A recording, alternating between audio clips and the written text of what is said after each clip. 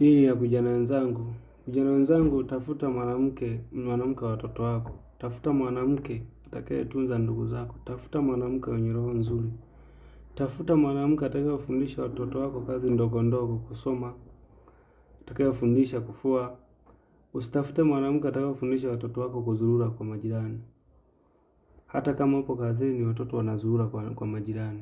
Hii inasikitisha sana. Una nafasi kubwa sana ya kuchagua mwanamke aliye bora, kwa sababu hii dunia ina wanawake wengi sana. Ni jambo tu la kuchagua, ni jambo la kukaa na kutuliza kichwa, kutafuta mwanamke aliye bora. Usikurupuke. Hili jambo halihitaji kurupuka. Hili jambo linahitaji utulivu wa akili.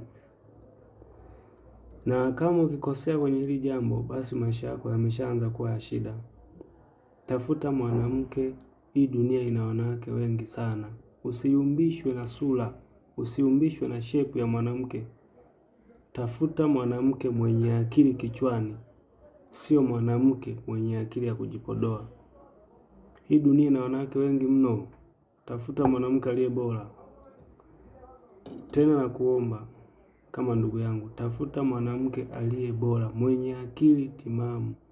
Mwanamke atakayefundisha watoto wako tabia njema wewe ukiwa kazini. Mwanamke atakayepokea ndugu zako wewe ukiwa upo. Mwanamke atakayejali watu. Mwanamke atakayekujali na kuhudumia wewe. Usitafute mwanamke kama pambo la ndani. Tafuta mwanamke kama mwalimu wa ndani. Haya, kazi kwako.